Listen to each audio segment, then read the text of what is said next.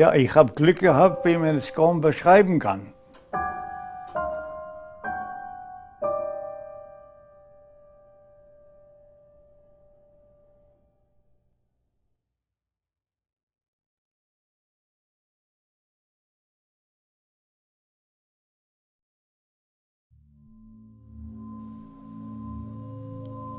À l'automne 1914, les effectifs restants des forces armées belges se retirent à l'arrière de l'Isère, dans les Flandres occidentales. L'inondation des digues stoppe brutalement l'avancée des Allemands. Une infime partie de la Belgique reste ainsi sous le contrôle du roi Albert Ier. Durant les 4 années qui suivront, la ligne de front restera pratiquement inchangée. Parfois, la distance entre les tranchées ennemies ne dépasse pas les 80 mètres et chaque faux mouvement à découvert peut coûter la vie.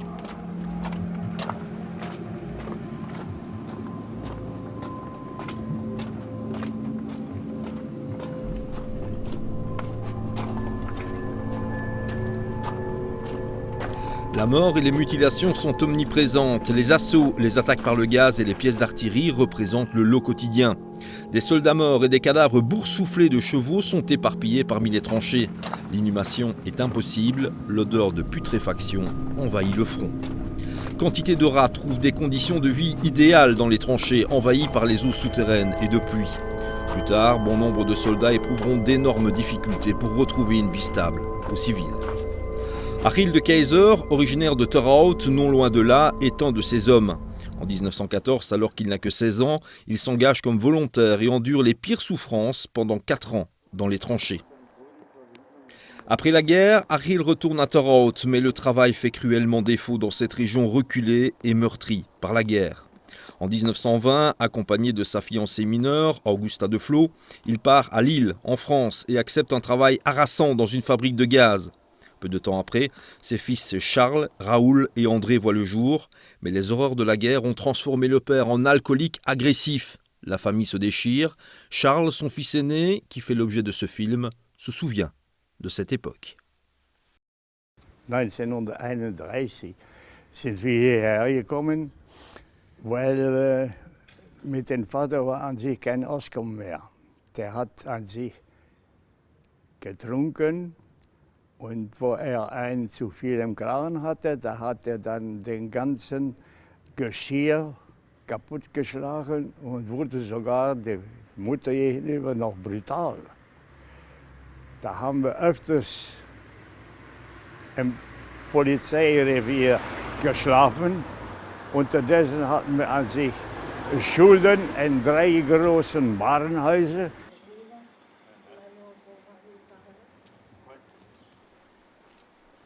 La maman et ses 3 enfants s'installent ici, à Torhout, chez la belle-mère. La maison fait à peine 3 mètres de large. Lorsqu'on y pénètre, on arrive d'abord dans une pièce qui abrite un poêle. On n'y fait du feu que pour cuisiner, il n'y a aucune autre source de chaleur. Au premier, il y a 2 chambres à coucher. La mère et la grand-mère dorment dans la pièce arrière et plus tard, après la réconciliation, le père y dort également. Les 5 fils se partagent la première pièce. Yann et Odile voient le jour en 1934 et 1935. 4 enfants se partagent 2 lits. Le cadet dort sur un matelas. Il y a une citerne d'eau de pluie dans la cour. Elle gèle en hiver. C'est le seul endroit où on peut se laver.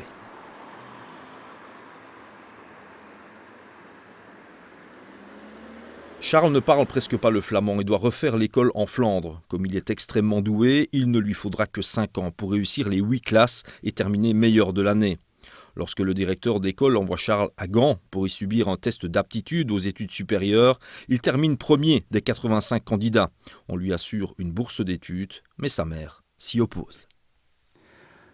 Und zu Hause, das Erste, was die mir sagte, Charles, das Stipendium, das ist an sich zum Lernen. Aber alles andere kostet Geld. Du musst besser angezogen sein, du musst mit entweder in Ostende oder in Brügge auf die höhere Schule, ne, Torhout und so. Und das kostet alles Geld. Und du weißt, was der Vater verdient. Ja. Da wusste ich, was der Vater verdiente. Der hat zu der Zeit 280 Franken pro Woche gehabt. Laissant derrière lui les hautes études, Charles accompagne son oncle Émile à Poperinge pour la moisson du houblon. L'oncle est travailleur saisonnier comme bon nombre d'autres personnes issues de milieux modestes en Flandre occidentale. Mais le travail fait souvent défaut, alors il faut se rendre à l'administration communale pour obtenir un maigre soutien financier. Geschlafen haben wir dann beim Bauer über den Kuhstall in Heu. Man musste seine eigene Decke mitbringen. Von wegen Kopfkissen und sowas, das gab es gar nicht. Aber dann muss man sagen, da wurde also Kaffee in Hülle und Fülle und Butterbrot in Hülle und Fülle. Mit Butter oder Margarine, weiß ich nicht. Aber es hat an sich, mir hat Spaß gemacht, die Arbeit. Charles trouve d'autres petits boulots. Il aide à décharger des marchandises pour un distributeur de produits alimentaires. Il travaille dans une usine, puis dans un hôtel à Blankenberg.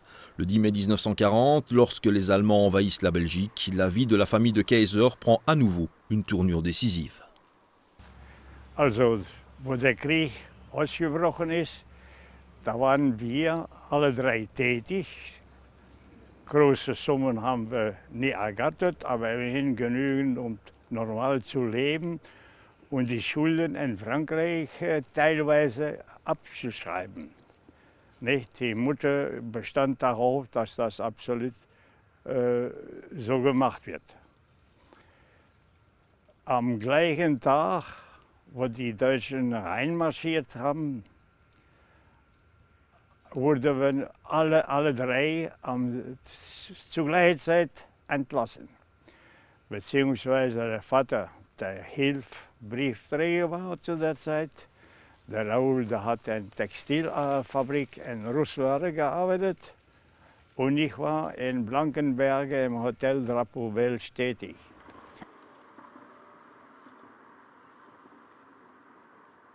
Après 18 jours de guerre, la Belgique capitulera. Pour survivre, la famille de Kayser se mettra à vider des camions militaires belges et des trains abandonnés.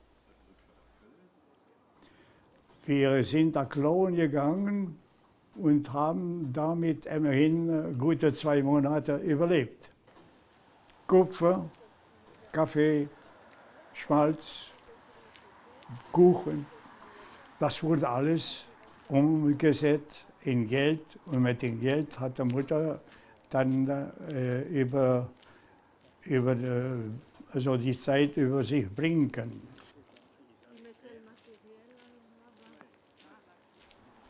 Mais s'organiser devient de plus en plus dangereux. Des soldats allemands ont déjà fusillé un voleur. Il n'y a pas de travail régulier et les occupants allemands interdisent aux communes d'octroyer des allocations. Le Troisième Reich est activement à la recherche de main-d'œuvre, même dans l'Europe occidentale occupée. C'est ainsi que Charles se retrouve à Bruges, à la Deutsche Werbestelle, qu'il envoie comme travailleur civil en Allemagne. Charles n'a pas le choix face à la misère dans laquelle vit sa famille. Ja, ich sag, wovon sollen wir dann leben? Ja, gehen Sie nach Deutschland arbeiten, da gibt es kein Problem. Ich sage, was verdienen wir denn da? 35 Pfennig pro Stunde. Ja, ich sage, was für eine Arbeit? Ja, schwere Arbeit, Bauarbeit oder sonst was. Charles est d'abord envoyé à Bourg, près de Magdebourg. Il y travaille comme ouvrier en bâtiment pour l'élargissement d'un aérodrome. Après déduction des frais d'hébergement et de nourriture, il fait parvenir ses revenus à sa famille. Entre-temps, le père de Charles et ses 2 frères ont trouvé du travail à Amifontaine, près de Reims, en France. Charles n'a qu'une envie, c'est de les rejoindre, mais on le contraint à plusieurs reprises à prolonger son contrat en Allemagne. C'est ainsi qu'à l'été 1941, Charles part pour Wetter, dans la région de la Ruhr. Il y travaille pour la manufacture d'armes Harcourt-Eichen. Celle-ci fait partie du groupe Hösch, un des plus importants producteurs de chars et de blindés du Reich. Hier hat es ab 1940 die ersten Zwangsarbeiter gegeben, die als Fremdarbeiter und Ostarbeiter eingesetzt waren, hier in einem Saal einer Gaststätte und später auch in einem eigenen Lager auf Werksgelände waren. Die Lage der Zwangsarbeiter wird von verschiedenen als noch recht erträglich bis 1943 beschrieben, als man noch freien Ausgang hatte, an den Wochenenden durchaus nach Hagen zum Kino gehen konnte, hier auch in Wetterveranstaltungen besuchen konnte. Man war also im täglichen Leben präsent, hier neben der Arbeit. Ab 1943 verschärfte sich die Lage, wurden Strafen drakonischer ausgesprochen. Es kam auch hier dann vermehrt zu Todesfällen, besonders der Ostarbeiter, die in einem gesonderten Lager nicht hier auf Werksgelände untergebracht waren. Enseignant de lycée et historien local, Willi Kreuzenberg est un spécialiste particulièrement qualifié pour tout ce qui concerne les travailleurs forcés, les prisonniers de guerre et les travailleurs civils à Erdeke. Dans les combles de l'hôtel de ville, il fait une découverte sensationnelle, les documents de déclaration des personnes issues de nombreux pays européens qui, au cours de la Deuxième Guerre mondiale, se tuaient au travail pour les nazis à Erdeke et dans les communes avoisinantes, fusionnées de nos jours. Also wir haben hier die Kartei der Ausländer- und Kriegsgefangenen, die in Herdecke von 1939 bis 1945 geführt wurde. Natürlich finden wir hier auch Charles de Keyser. Er ist am 20.08.1941 hier angemeldet worden. Vorher war er in Burg bei Magdeburg, wurde untergebracht in einem Lager in Gedern in der Wetterstraße 4 in der Gaststätte Brinkmann. Kurze Zeit später, während eines Urlaubs, den er in seiner Heimat machen konnte, wird dann vermerkt, er ist nicht aus dem Urlaub zurückgekehrt. Allerdings, nach 3 Monaten wird hier gemeldet, de Keyser ist wieder zurück und es erfolgt die Neuanmeldung. Schließlich und endlich die letzte Notiz über seinen Aufenthalt in Herdecke.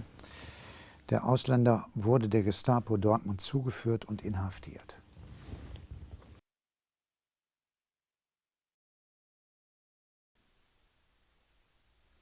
En septembre 1942, Charles profite d'une permission pour décrocher et rejoindre son père et ses 2 frères en France. Restée à Torhout, la mère reçoit constamment la visite de la police militaire allemande, la Feldgendarmerie, qui recherche Charles activement. Mais elle reçoit aussi la visite de Charles. Chaque week-end, il revient de France pour apporter à sa mère de l'argent et le linge sale des 4 hommes. Le 18 décembre 1942, alors qu'il se rend chez sa mère, il est pris dans une razzia allemande à la gare de Roeselare. Da bin ich am Bahnhof, da wollte ich nach Duluth einen Schein nehmen und kaum war ich, sagen wir mal, 20 Minuten, habe ich da auf der Bank gesessen. 20 Minuten, da kam eine Truppe Deutsche,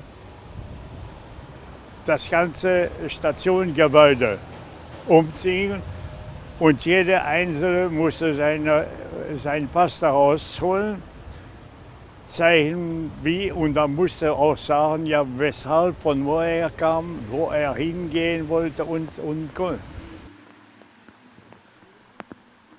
Charles retourne alors à Harcourt-Eiken, à Wetter et à Erdeke, au camp de travail pour civils Brinkmann.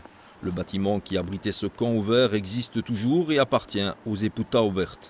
Cet endroit, Charles ne l'avait plus vu et n'y était plus retourné depuis 1943. Hallo.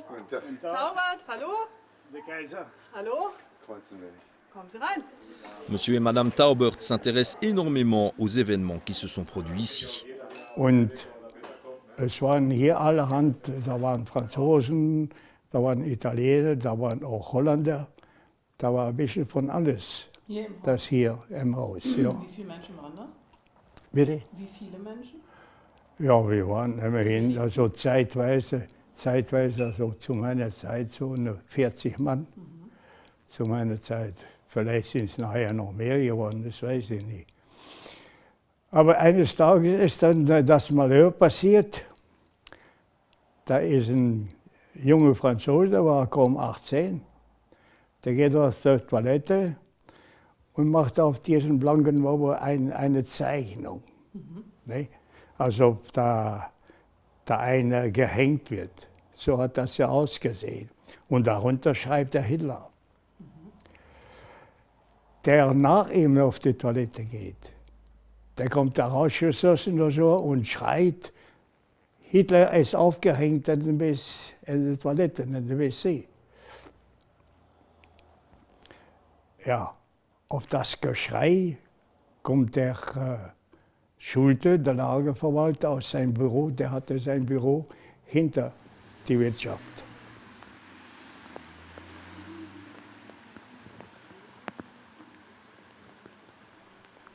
Le directeur du camp était une véritable brute nazie. Il menaçait les travailleurs de leur couper les vivres si le malfaiteur refusait de se dénoncer. Totalement inconscient de la gravité de la situation, le Français se dénonce. Le jour suivant, à la grande terreur de tous les occupants du camp, la Gestapo l'emmène. Charles apprend par le personnel de cuisine allemand que l'homme a été déporté au camp de concentration de Dachau.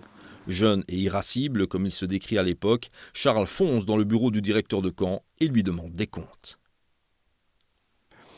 Aber da habe ich gesagt, also Deutschland verliert den Krieg und ich werde dafür sorgen, dass du zur Rechenschaft gezogen wirst.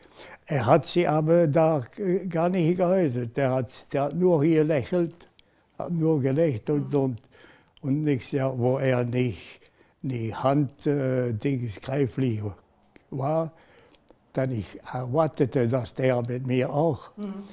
Aber der hat sich wahrscheinlich dreimal überlegt. Und naja, solange ob nichts. Et un peu plus tard arrive ce que Charles appellera sa deuxième mésaventure dans l'usine.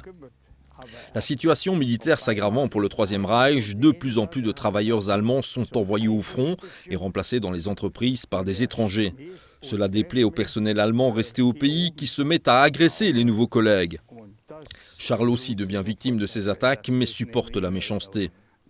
Un jour, à la pause du petit déjeuner, un travailleur lui lance des morceaux de fer et le blesse à l'œil gauche, lui occasionnant une plaie ensanglantée. Furieux, Charles défait les chaînes de sa grue et tente d'atteindre son adversaire.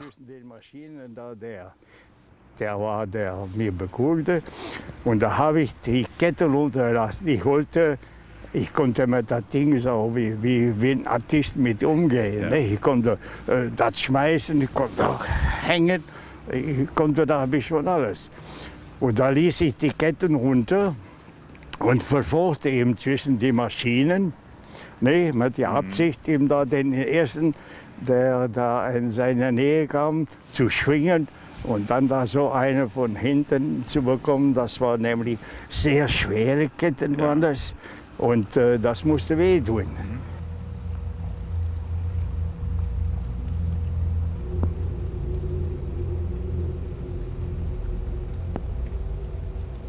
Tout en se concentrant sur la chaîne placée à l'avant pour atteindre son adversaire, Charles ne remarque pas qu'il arrache une deuxième chaîne de ses gonds et endommage fortement un tour.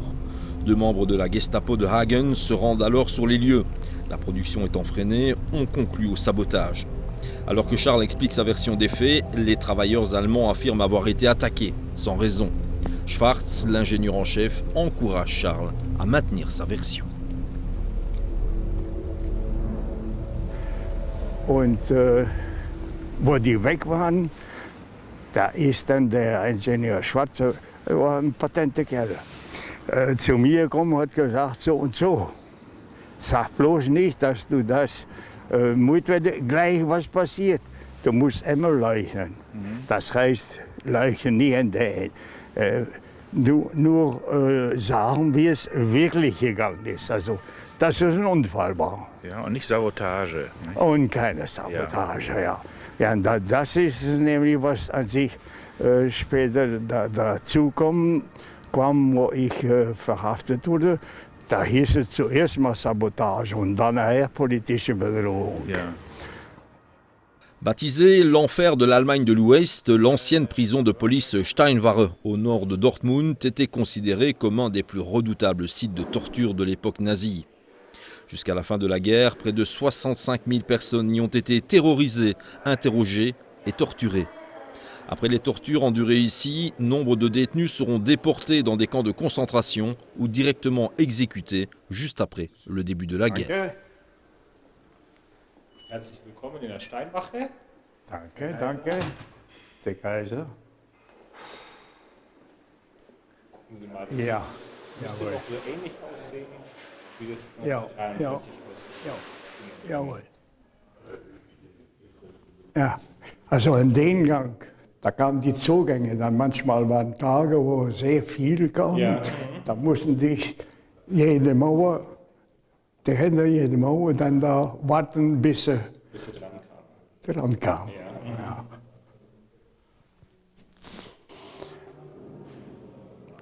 Da bin ich, ja, glaube ich, 8 bis 10 Wochen geblieben. Da Ja. vor. Ja, und dann kam ich zum Vernehmungszimmer, da kam ich da wieder gekrochen. Da blieb ich wieder 2 Monate in Ruhe. Ich musste wieder ein bisschen auf Atem kommen. Und da hat sie nochmal angefangen mit dem gleichen Resultat. Ich habe immer verneint, ich habe immer gesagt, das ist ein Unfall gewesen. Nicht? Das war nie Mutwille, sondern ein Unfall. Hätte man mir in Ruhe gelassen, wäre das nicht passiert. Nicht? Dann, das war ursprünglich, also bevor die Nazis an die Macht gekommen sind, war das der Raum, wo Schwerverbrecher gehalten wurden. Da trugen auch die Fixierungsringe an der Wand. Und die Gestapo hat es dann ab 1933 als Folterkeller benutzt. Ja. Und die Britsche ist auch noch so original, wie sie damals drin war. Jawohl. Und da hinten haben wir auch noch eine der Folterinstrumente der Gestapo. Das wurde sehr oft benutzt Ja. hier bei denen. Nicht? Die wollten sich die Hände nicht verletzen. Ja, genau. Und damit konnte man Da haben die, da konnte, ja. bösartig Ja, verprügeln. bei jeder Haue war es am Bluten. Nicht? Ja. Bei jeder Haue. Ja.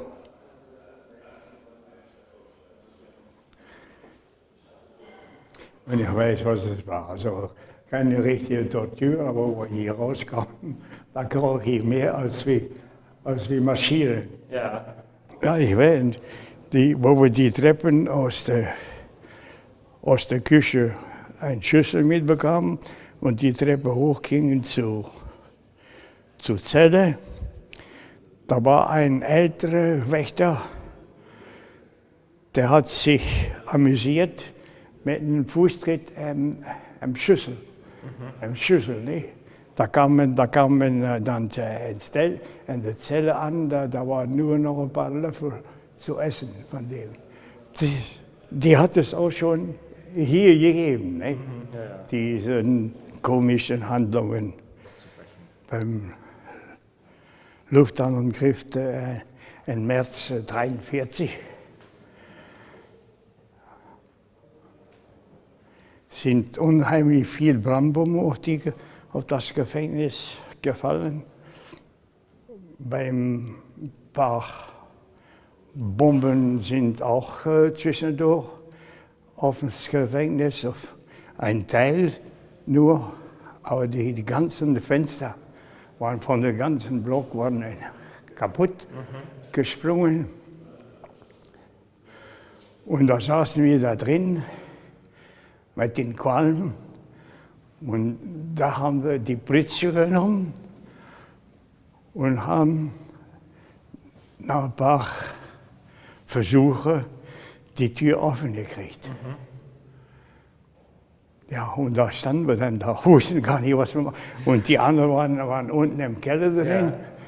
Nee, da wussten wir noch nicht, aber hier hatten wir schon etwas bessere Luft, also dünnere Luft. Ja, ich war ja in sich immerhin 4 Monate. Ja. 4 Monate, also von Januar, 13. Januar bis in Mai. Ich denke, den 18. Mai, glaube ich, bin ich verschickt worden.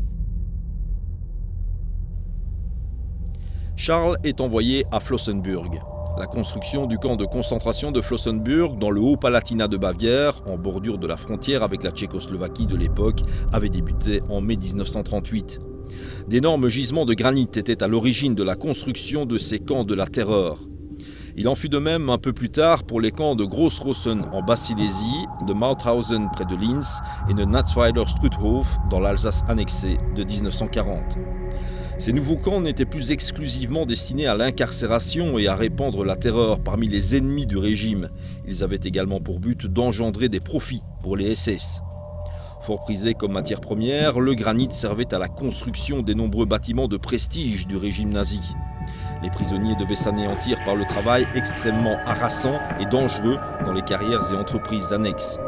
Jusqu'à la fin de la guerre, près de 100 000 personnes ont été prisonnières à Flossenbürg et dans ces 90 camps extérieurs. 30 000 d'entre elles n'ont pas survécu au régime de terreur.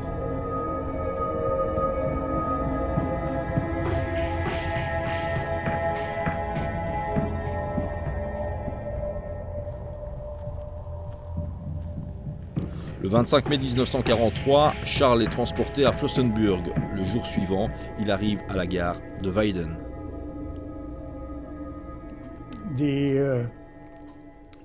Die Truppe, die uns in Weiden aus dem Gefängnis abgeholt hat und nach Flossenbürg gebracht hat, da hat es schon angefangen. Knüppeln für den Einsteigen, Knüppeln für den Aussteigen und dreckig hier und Mies und Vieh und alles. Die kann ich nicht nachnehmen. So schlimm waren an sich die Ausdrücke von den Burschen. Da hatte man schon den Eindruck, also hier bist du irgendwo in der Hölle. À peine arrivé, deux expériences macabres viennent s'ajouter au vécu de Charles. Ses premières impressions de Flossenbürg se confirment brutalement. Da sagte der, ja, wenn dir was zustoßt, wem sollen wir dann benachrichtigen?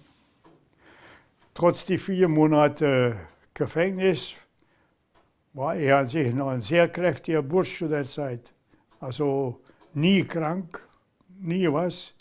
Ich sage, was soll mir dann zustoßen? Ja, so, wer denn?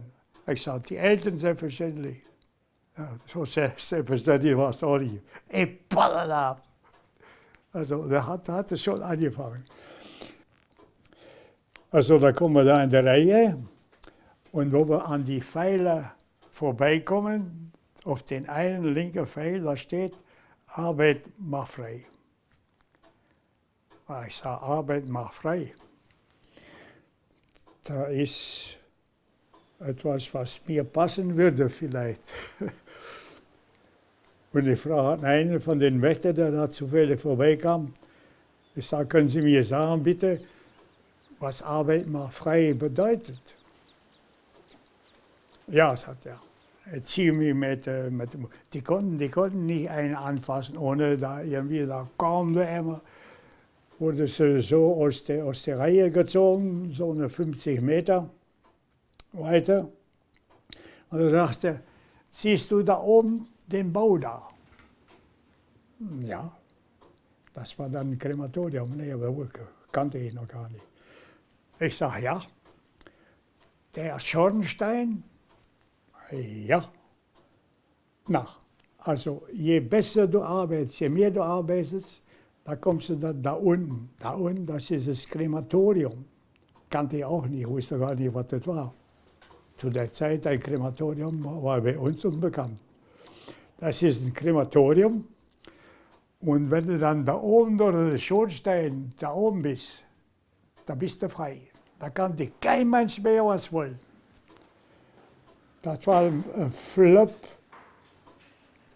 Nee, da hat es mir allmählich ein bisschen klar geworden, was das für ein Laden war. Da habe ich mir gesagt, Schall, aus diesem Loch kommt er nicht mehr raus. Und da hat ja das richtige Flossenburger Leben angefangen.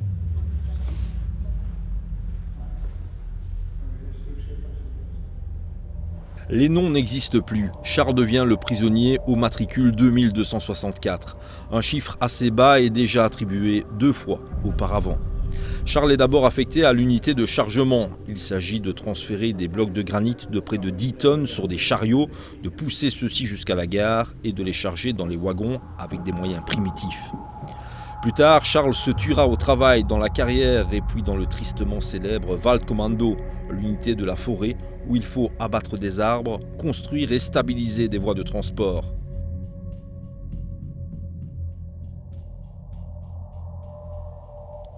Les coups, les humiliations, voire même les meurtres perpétrés par les SS au vu de tous sont monnaie courante. Et puis, bien plus cruel encore que les SS, il y a les capots, ces prisonniers et criminels professionnels engagés par les SS comme collaborateurs ou privilèges particuliers. Le capot de l'unité de la forêt était de la pire espèce. Il pariait avec un SS pour savoir lequel serait le prochain à crever, ce qui voulait dire lequel il battrait à mort, tout en désignant le Belge, Charles, le seul de cette nationalité. Und da kommt er auf mich losgestürmt und hat den ersten besten Knüppel, der da auf dem Boden lag, und hat angefangen zu hauen. Und da hat er mich verhauen, 3 oder 4 hat er kaputtgeschlagen. Er war kein Baumstämme, es waren immerhin schon ein richtiger Knüppel. Ich bin aber nie in die Knie gegangen. Ich habe gesagt, nee, die Idee ist bei mir geblieben. Ich sage, Charles, du krepierst lieber, aber stehender. Und da bin ich stehen geblieben. Trotzdem, dann, wenn du einmal auf dem Boden liegst, dann kriegst du mit die Füßen, dann weißt du gar nie, wie es zu Ende geht. Ne? Kann tatsächlich ganz zu Ende sein. Es sind Leute totgeschlagen worden, da sind andere, die sind einfach zusammengebrochen. Au cours de cette tentative de meurtre, Charles est grièvement blessé. Erich, le secrétaire du baraquement des détenus, figure parmi les rares prisonniers politiques de Flossenbürg à jouer d'une certaine influence. Il sauvera la vie de Charles en s'arrangeant pour qu'il puisse être convenablement soigné à l'infirmerie et être affecté au commando de porteurs de cadavres. Aber jedenfalls ist es dann so zu Ende gegangen, dass ich 3 Wochen Leichentransporte, also da haben wir die Leichen vom Appellplatz weggeholt, alles was nach dem Appellzählung liegen blieb.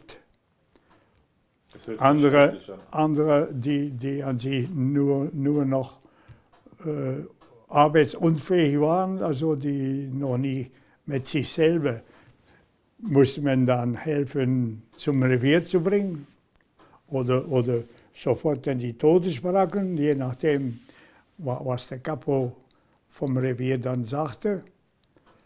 Dann, wenn der an die Todesbaracke kam, der hatte nur ein paar Wochen zu leben, höchstens. Ja, die drei Wochen, da habe ich mit einem Polen gearbeitet. Ja, und die haben gar nicht so schwer gewogen. Wenn niemand zugegen war, da haben wir nur einen auf die Bahre gelegt. Und wenn die SS da vorbeikam, da haben wir dann 2 auf die Bahre gelegt. Aber nach einer kurzen Zeit gewöhnt man sich. Also anfangs ist das sehr schwer, sehr schwer. Aber ich hatte an sich die Wahl. Wieder im Steinbruch oder wieder im Waldkommando. Da war ich noch nicht mal so richtig arbeitsfähig. Les SS disposaient d'un instrument de terreur privilégié, les nombreux appels. Passer des heures debout, immobiles, par n'importe quel temps, tôt le matin, le soir, au retour des commandos de travail. Et puis il y a les innombrables appels punitifs. Les nombreuses exécutions par pendaison de ses camarades figurent parmi les souvenirs les plus affreux que Charles a de Flossenbürg. Ces exécutions avaient lieu lors de l'appel. D'après Charles, jadis à Flossenbürg, des camarades ont été exécutés de cette manière, parfois même plusieurs d'entre eux en un seul jour. Cela se reproduisait toutes les 2 à 3 semaines.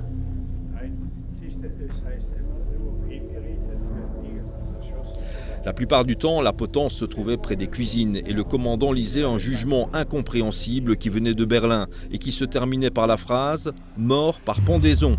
Un soir, une fois de plus, un camarade était emmené vers la potence. Da habe ich den zuerst mal erkannt.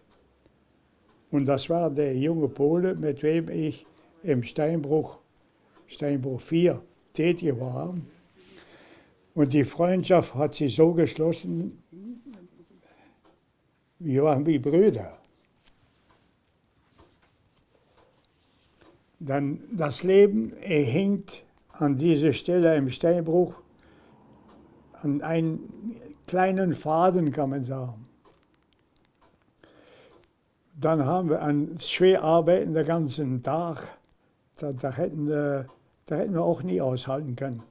Also sobald wir kein SS und kein Kapo ins Auge halten, da hat sie eine ausgeruht und der andere hat dann aufgepasst.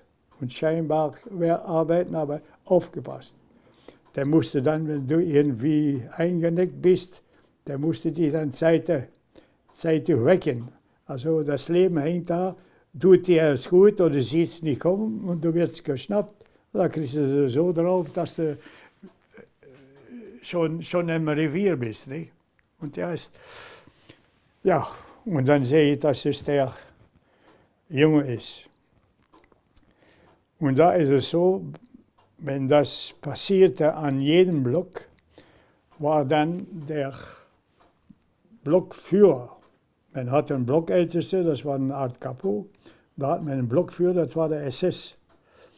Und der Blockführer, der marschierte so zwischen die Reihe durch. Alle mussten den Galgen ansehen. Und wenn einer da irgendwo eine Träne hat, fließen lassen, da bekam er sofort ein paar Knüppel. Du weißt jetzt, wofür du heulen musst. Ja. Das ist an sich auch so eine Stunde, wo du merkst, dass an sich nicht viel wert ist. Dann, die wussten gar nicht, also wir waren zusammen den ganzen Tag, er hat gar nicht gewusst, was ihm passieren konnte. Also eine Schlussfolgerung ist, das kann dir morgen auch passieren.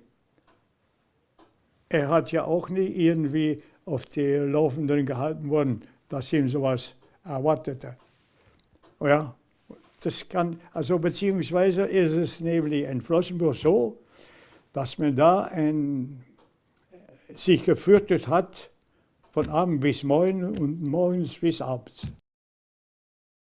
Les ateliers de la carrière avaient déjà été vidés en 1943 et remplacés par de nouveaux hangars dans lesquels les prisonniers travaillaient pour Messerschmitt en produisant des pièces pour l'avion de chasse ME-109.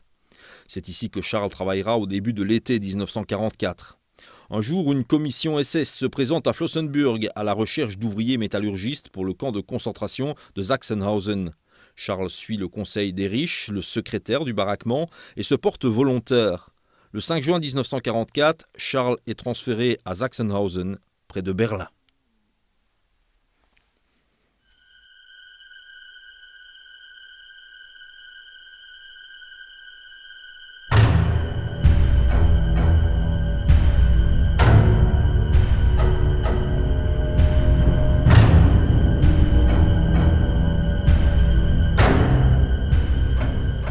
Das KZ Sachsenhausen wurde ab Sommer 1936 durch Häftlinge aus den Emslandlagern aufgebaut. Das KZ Sachsenhausen war als Modell- und Musterlager der SS konzipiert, als Lager bei der Reichshauptstadt Berlin. Es folgte einem architektonischen Idealplan, der die innere Organisationsstruktur eines Konzentrationslagers berücksichtigte und gleichzeitig eine möglichst effiziente Überwachung und eine möglichst effiziente Terrorisierung der Häftlinge umsetzen sollte.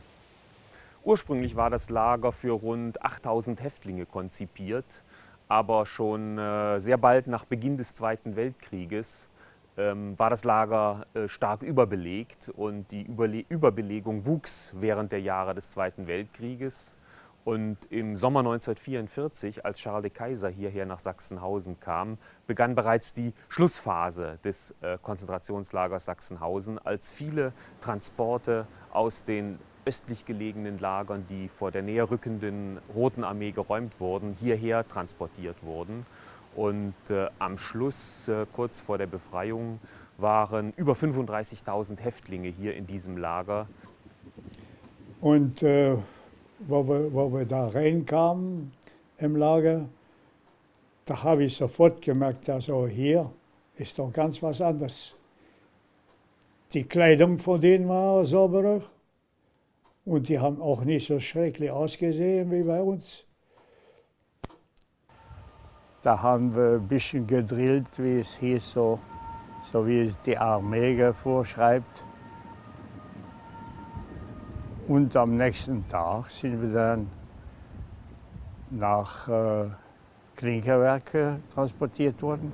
Ja, wir sind hier im ehemaligen Außenlager Klinkerwerk des KZ Sachsenhausen, einer riesigen Ziegelei, die die SS hier errichtet hat, wo Häftlinge des KZ Sachsenhausen die Ziegelsteine für die gigantischen Bauprojekte in Berlin herstellen sollten. Das Klinkerwerk war zunächst ein Außenkommando von Sachsenhausen. Das heißt, Hunderte von Häftlingen marschierten jeden Tag aus dem etwa 1 Kilometer entfernten Hauptlager hierher, um den ganzen Tag hier zu schuften für die SS und dann am Abend wieder zurück zu marschieren ins Hauptlager. 1942 wurde dann ein Barackenlager hier vor Ort angelegt, sodass das Klinkerwerk zum Außenlager wurde. Dazu wurde diese Fläche hier planiert und es wurde in einem hinter mir gelegenen Feuchtgebiet Erde aufgefüllt, um zusätzlichen Baugrund zu gewinnen. Und die SS hat bei diesen Bauarbeiten Häftlinge in diesen Stintgraben, in dieses Sumpfgebiet gejagt und sie dort erschossen. Und wir wissen, dass die Leichen bis heute sich dort im Sumpf befinden, sodass das Klinkerwerk bis heute als Friedhof zu betrachten ist. Und die Granatenfabrik, naja, das hieß Klinkerwerk, da war die eine Fabrik und der Betrieb, wo ich dann da reingekommen bin.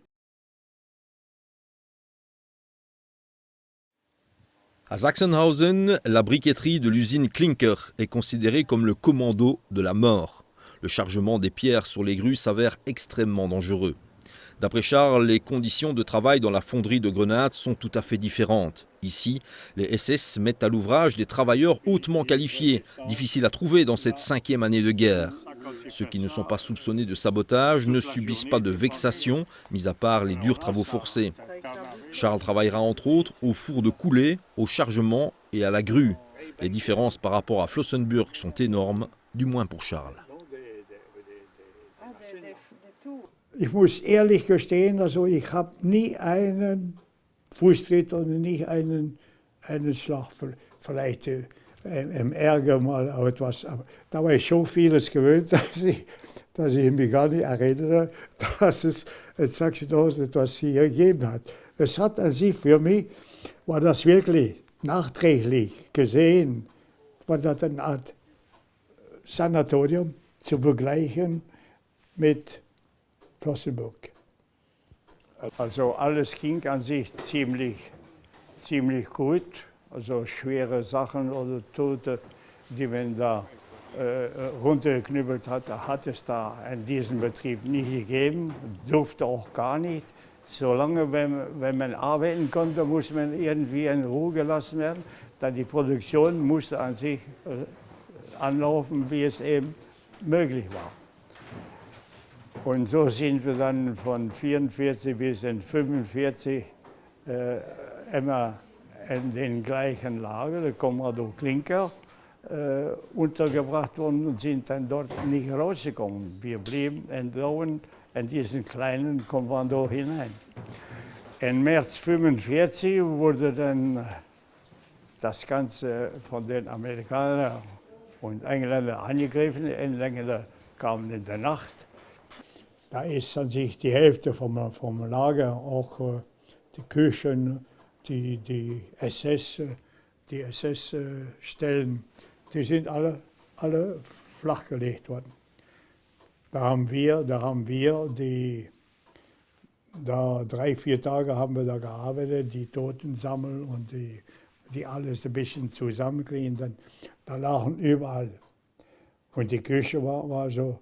Da haben wir noch zwischendurch, haben die probiert, von wenigstens mit offenem Dach, kein Dach mehr, mit offenen noch zu gießen.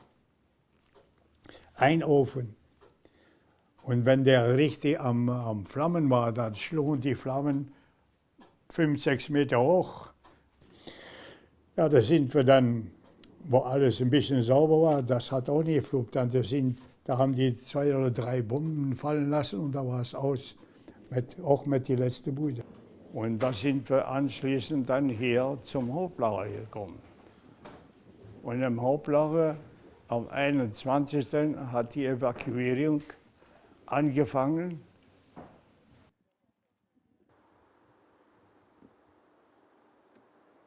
Pour les SS, le terme évacuation désigne l'évacuation des camps de concentration et d'extermination face à l'avancée des Alliés. Il y avait en cela plusieurs buts. Les libérateurs devaient rencontrer le moins possible de témoins des crimes nazis et il fallait qu'au moins une partie des détenus puisse atteindre d'autres camps pour y être exterminés par le travail. Le 21 avril 1945, 33 000 personnes quittent Sachsenhausen pour une marche de la mort. Seuls 2000 détenus restent au camp. Avec ces marches forcées, les SS misaient consciemment sur la mort de nombreux détenus totalement affaiblis, mourant de faim ou fusillés s'ils ne pouvaient plus avancer. Il s'agissait de marcher vers le nord pour atteindre la mer Baltique.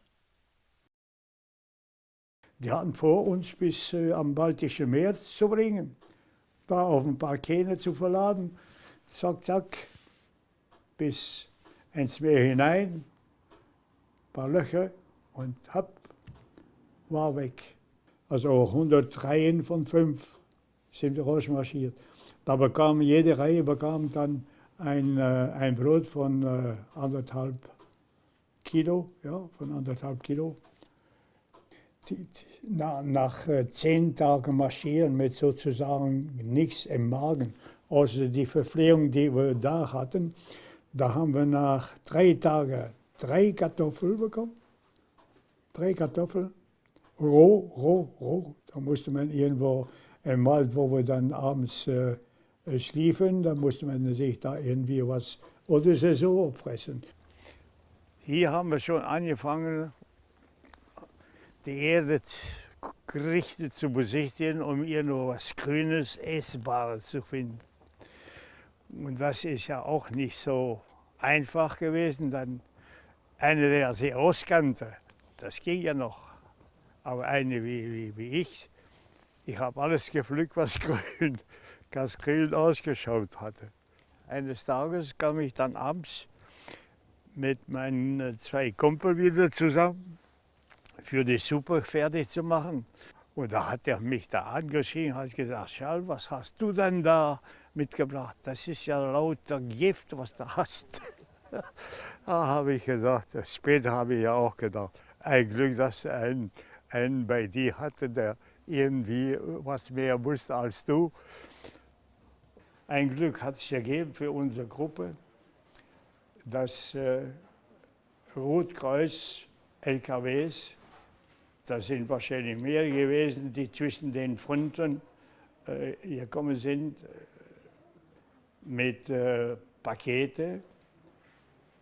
Wir haben das Glück gehabt, 2-mal auf so einen Wagen zu stoßen. Da haben die mit der SS zuerst verhandelt, die Fahrer verhandelt. Meistens war es eben so, jeder SS-Wachmeister bekam ein Paket und wir bekamen ein Paket für uns 5. Immer die gleiche Reihe nach. Aber ich muss gestehen, dass ohne diesen Zufuhr, da wäre wahrscheinlich kein Mensch mehr rausgekommen. Unsere Kolonne waren hauptsächlich Belgier und ein paar Franzosen, ein paar Holländer. Also in diesen sind nur erledigt worden die Leute, die nicht mehr konnten. Von der SS, ne? Einfach hingeknallt. Ja. Und wenn du dann irgendwo einen Kumpel hast, behilflich sein wollten, da haben die sich das nicht lange angeschaut, sondern sagen sie, lass ihn auf der Seite liegen. Und, ja, und dann hörst du die Knallerei. Und ja. Ja, die Russen sind da auf einmal morgens um 6 Uhr, ich glaube, war am 5. Mai oder 6. Mai, um 6 Uhr morgens, waren auf einmal die Russen da. War keine SS mehr da. Ja, da wussten wir noch nicht so richtig, sind wir jetzt frei oder mussten wir jetzt von den anderen was fürchten. Da wussten wir noch nicht so richtig, wie das ausging. Und eine Kolonne mit Russen ist angekommen und da haben die sich untereinander verständigt. Aber die haben gesagt, also wir haben selber nicht zu viel. Und da haben die 2 Pferde erschossen. Und da haben wir gesagt, so bedient euch. Was anderes zu bieten haben wir nicht.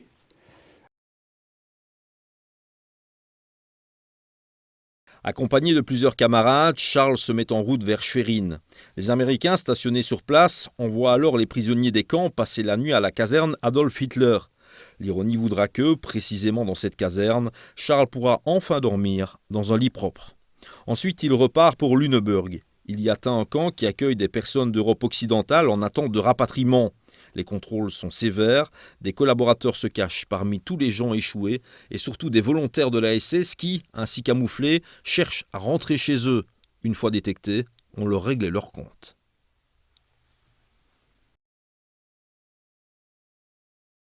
Und eines Tages, wir hatten auch eine kleine Gruppe belgischer Soldaten in diesem Zeltlager, bringen die uns 2 junge Leute, 2 SS, machen sie damit, was sie wollen.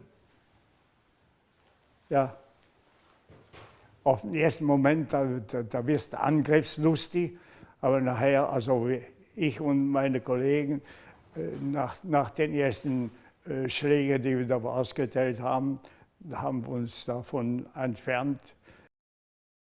Pour finir, Charles traverse les Pays-Bas en camion et prend le train pour la Belgique. Après d'autres contrôles sévères à Bruxelles, Charles rejoint Torhout en taxi pour retrouver ses parents. Ja, und der Eintritt im Haus, ja, das war so eine Sache.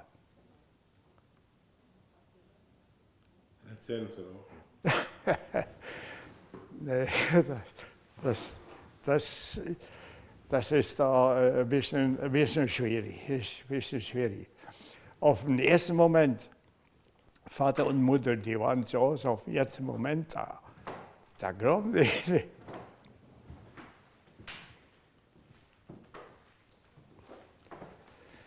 Da glauben nicht, dass du es bist.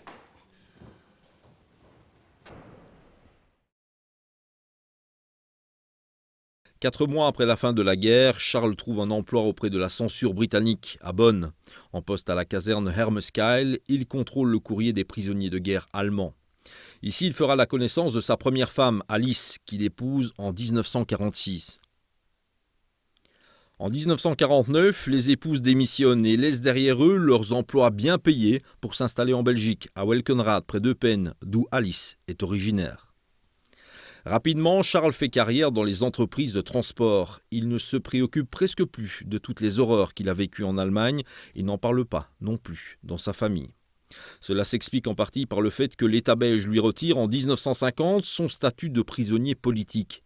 L'État invoque l'argument que Charles s'est porté volontaire en 1940 pour travailler en Allemagne.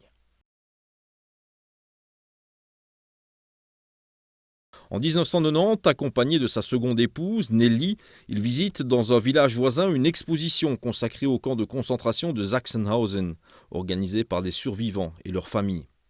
C'est là qu'il rencontrera Martha, la fille d'Henri Michel, l'ancien directeur du Grenz-Eco d'Eupen, également incarcéré à Sachsenhausen de 1940 à 1945. Martha encouragera et soutiendra Charles dans sa démarche de remettre en route la demande de reconnaissance de son statut de prisonnier politique. Malgré de nombreuses interpellations et une demande expresse auprès du roi, le statut ne lui sera jamais accordé et Charles devra s'y résigner. Mais l'intérêt pour son propre vécu reprend vigueur. Avec sa famille, il visitera les sites du souvenir à Sachsenhausen et Flossenbürg. Et il commencera à s'engager. Pour Charles, le site commémoratif de Sachsenhausen est bien agencé, ce qui n'est pas du tout le cas de Flossenbürg, où d'après lui, il reste énormément à faire. En réalité, l'héritage historique de l'époque nazie à Flossenbürg a été négligé de manière impardonnable pendant de longues décennies. Ainsi, l'aménagement du site de commémoration est toujours en cours et Charles y a apporté de nombreux conseils. Et jusqu'à sa mort, Charles s'est rendu dans les écoles pour y apporter son témoignage, comme ici, à l'été 2009, dans la 8e classe de l'école élémentaire à Floss. Also Menschen sind gestorben jeden Tag, aber fast auch auf jedem Kommando. Also die Kommandos, die morgens auszogen und abends zurückkamen. Da war fast nie ein Transport, der zurückkam, ohne dass da ein oder zwei oder mehrere Leichen gab. Also bei uns wird da schon offen drüber geredet, weil ich noch beide Oma und Opa habe, die das noch mitbekommen haben. Und da wird offen drüber geredet und auch, weil die das mitbekommen haben. Also schon. Schulzeit, muss man auch davon ausgehen, ist Lebenszeit. Und in der Lebenszeit sind solche Zeitzeugengespräche ein konkretes Beispiel für Schüler, um auch Informationen von authentischer Stimme, von authentischen Zeitzeugen zu gewinnen. Und das ist sehr gewinnbringend auch für die Schüler. Denn wenn ich heute noch Schüler, die schon seit 2, 3 Jahren entlassen worden sind, treffe auf der Straße und die mich ansprechen und sagen, Mensch, Ralf, Charles de Keyser, den kennen wir, das war ein toller Typ. Da haben wir aber auch was erfahren aus jener Zeit, aus den Jahren, wo er hier als Häftling interniert war. Dass der Wind aus der Richtung, aus östlicher Richtung, aus Böhmen, deswegen nennt man das auch den böhmischen Wind, wenn der hier so runterpfeift, dann trägt er auch die Wolke aus dem Krematorium, diesen fürchterlichen Gestank von verbranntem Menschenfleisch, trägt er diesen Gestank natürlich auch kilometerweit in die nächsten Ortschaften hinein.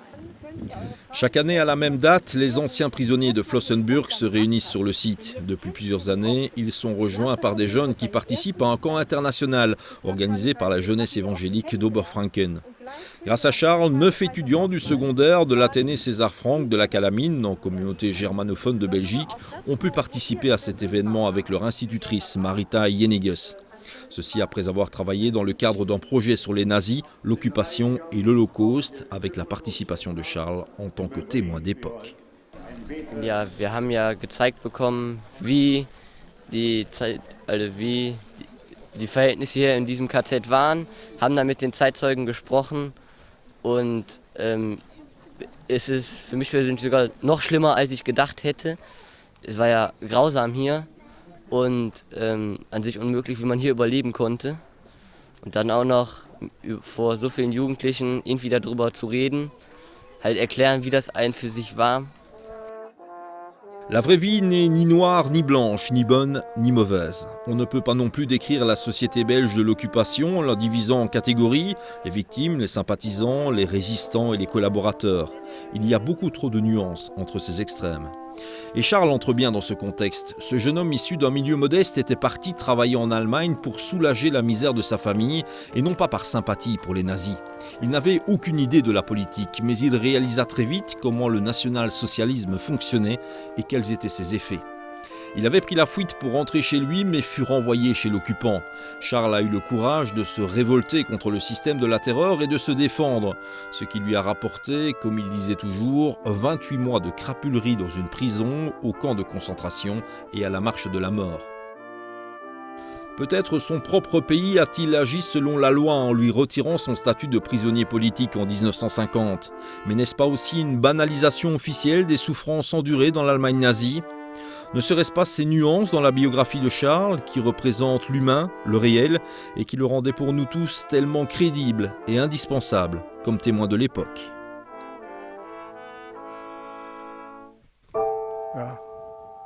Ja, das war auch so eine Fingerzeichen von der da oben wahrscheinlich, ne?